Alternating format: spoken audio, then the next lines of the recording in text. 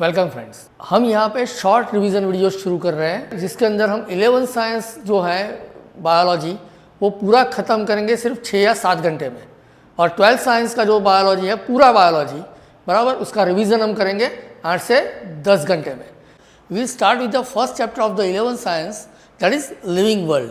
Now the question is that what is living. So the living creatures is all kind of are known as living organisms, and for example plants, animals and microorganisms, they all are livings. So what is the characteristics of the living organisms? So all living organisms are made up of cells. All living organisms require food. We want energy and energy comes from the food. All living organisms shows growth. देखो यहाँ पे growth का जो मतलब आता है ना, यहाँ पे एक प्रॉब्लम है कि जो नॉन लिविंग है वहाँ पे भी ग्रोथ तो होता है, बट लिविंग में जो ग्रोथ होता है वो इरिवर्सिबल होता है, जबकि नॉन लिविंग में जो ग्रोथ होता है वो रिवर्सिबल होता है। जैसे कि हिमालय, उसमें जब विंटर में स्नो होता है तो उसका हाइट बढ़ जाता है, और जब समर आता है तो फिर वो नॉर्मल हाइट पे आ जाता है। Then all living organisms respires. Respiration is one of the most authentic and we can say the most important characteristics of the living organisms. All living things respond stimuli. This is also very important. The outer stimulation, जब भी कोई outer stimulation आता है तो कोई भी living organism होगा वो उसको respond करेगा। जैसे कि ठंड लगती है तो हम लोग स्वेटर पहनते हैं, जब गर्मी लगती है तो हम लोग क्या करते हैं, पंखा या तो एसी चला देते हैं। फाइन, नॉन लिविंग के लिए कोई प्रॉब्लम नहीं है। नॉन लिविंग थिंग्स को आप कहीं पे भी उठा के रख दोगे वो वैसा का वैसा रहेगा। Then all living things excrete. जब हम खाना खाते हैं, फूड लेते हैं, तो उसके बाद जो बचा हुआ कचरा रहता है बॉडी के अंदर या तो सेल के अंदर, उसको हमें निकालना पड़ता है, and that is called excretions. And all living things reproduce. This is very important things, क्योंकि अभी हम हमारे आसपास में भी जो भी देख रहे हैं वो सब चीज़ that is because of the reproductions.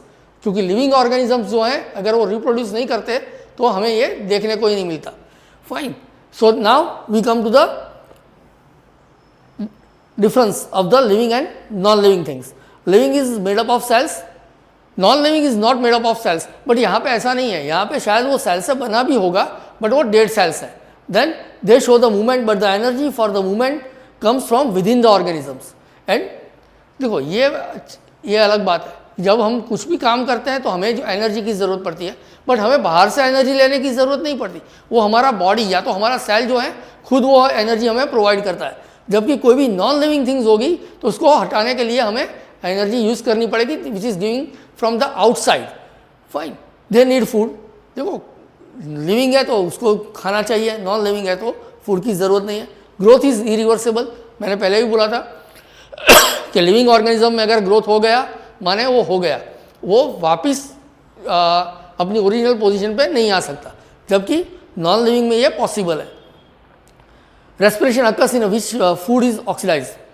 वो हम देखेंगे जब पीछे हम ह्यूमन फिजियोलॉजी देखेंगे तब कि ऑक्सीडेशन के लिए हमें ऑक्सीजन की ज़रूरत। देखो हम जो भी ऑर्गेनिक मटेरियल्स खाते हैं वो ऑर्गेनिक मटेरियल्स हमारे बॉडी के अंदर जब ऑक्सीडाइज नहीं होगा तो वो ब्रेक डाउन नहीं होगा, और अगर वो ब्रेक डाउन नहीं होगा तो हमें एनर्जी भी नहीं मिलेगी। Is it clear? So oxygen is required for that. Reproduction occurs in all living organisms. ये मैंने बोला ये इसका एक मेन कैरेक्टरिस्टिक है। Then difference between plants and animals. जब हम लिविंग ऑर्गेनिज्म की बात करते हैं तो हमारे पास दो चीज़ है, एक है प्लांट्स और दूसरा है एनिमल्स। तीसरा है that is a micro organism, जो हम देख नहीं सकते बट वो माइक्रोस्कोपिक है। Plants they can make their own food, ये बहुत इंपॉर्टेंट है। They are autotrophs. ऑटोट्रॉफ्स का मतलब ये होता है कि जो अपना खाना है वो खुद बनाते हैं। हम लोग कहते हैं ना कि घर पे खाना कौन बनाता है, बोला मम्मी बनाती है, बहन बनाती है।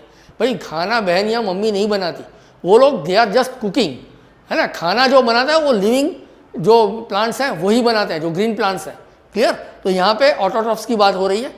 All animals are heterotrophs. They shows the movement but can not show the locomotions. Means plant जो है वो मूवमेंट कर सकते हैं बट लोकोमोशन माने लोकेशन चेंज नहीं कर सकते। हमने देखा है कि जब 8, 9, 10 में जब हम थे तो एक एक्सपेरिमेंट आता था कि एक सनलाइट कहीं से आती है तो प्लांट उस तरफ मुड़ जाता है। Clear? So they can move, ये वो मूवमेंट कर सकते हैं बट लोकोमोशन माने अपनी जगह नहीं बदल सकते, जबकि एनिमलिया में ये नहीं है। They show the response to the stimuli but lack sense organs. देखो यहाँ पे अब बहुत सारे लोग ये कहते हैं कि भी चलो हम तो ठीक है कि एसी चला लेते हैं या तो फिर स्वेटर पहन लेते हैं, क्या according to the season. But plant क्या करेंगे भाई, प्लांट भी जो आउटर स्टिम्युलेशन है उसको काउंटरैक्ट करने के लिए या तो उसको उसका प्रतिकार करने के लिए वो लोग भी कुछ ना कुछ करते हैं। जैसे कि पतझड़ में पत्ते जो है वो झड़ जाते हैं। क्यों झड़ जाते हैं?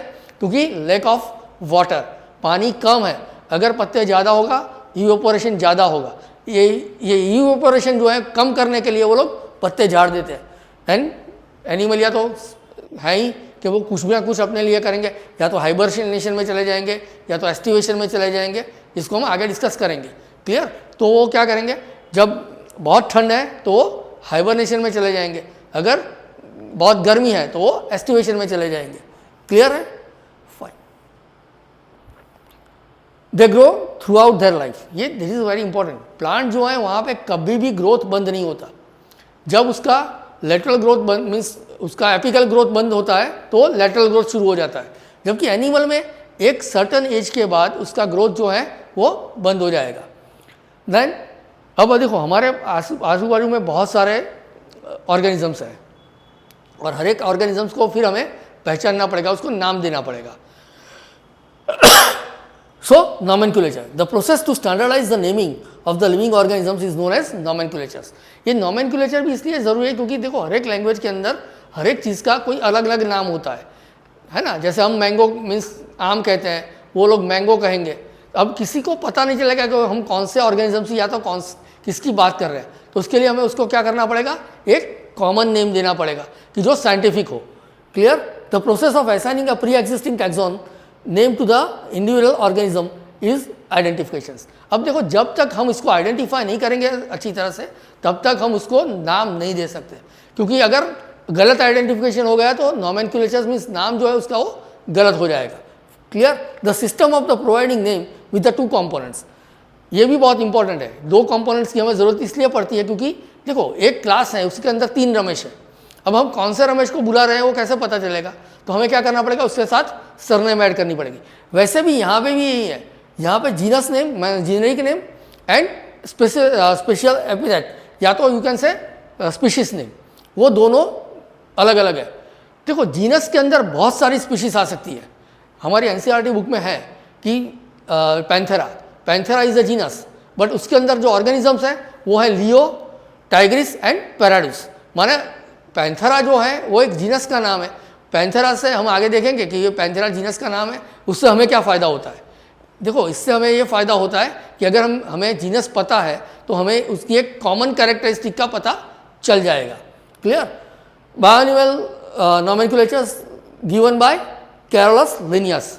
कैरोलस लिनियस जो है वो वैसे भी टैक्सोनॉमी का फादर ऑफ टैक्सोनॉमी कहलाता है।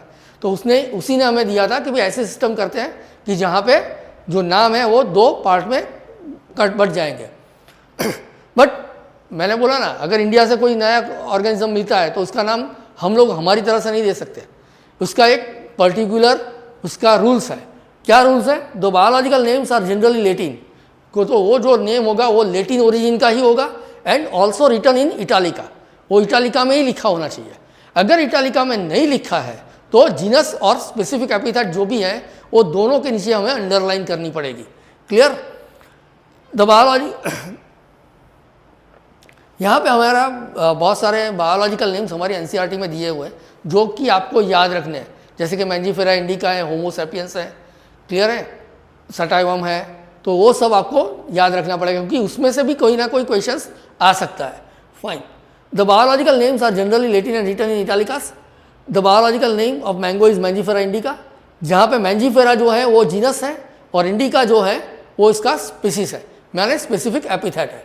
Clear? The first word of the biological name that is genus name जो है वो हमेशा कैपिटल में लिखा जाएगा। बाकी जो भी है represents generic name which always starts with the capital letters, while the second components epithet specific epithet that starts with a small letter। ये देखो एनसीईआरटी में कभी कभी बच्चे एक गलती कर देते हैं, जब जहाँ पे जीनस और स्पेसिफिक एपिथेट दोनों का आपको कैपिटल में दे दिया है वहाँ पे भी वो टिक करके आ जाते हैं।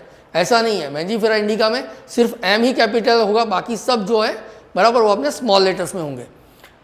अब इसका नाम कौन देगा? जैसे मैं यहाँ से कुछ मिला है तो मैं उसका नाम नहीं दे सकता, उसका नाम देने के लिए हमारे पास दो ऑलरेडी ऑर्गेनाइजेशंस है। One is IUBN। IUBN जो है वो बॉटनिकल नेम जो है, माने कोई भी प्लांट स्पीसीज में कुछ भी मिलता है तो वो IUBN उसका नाम नोमेनक्लेचर करेगा। और दूसरा जो है वो है ICZN। तो ICZN जो है वो जोलॉजिकल नोमेनक्लेचर्स के अंदर उसको नाम देगा। क्लियर है?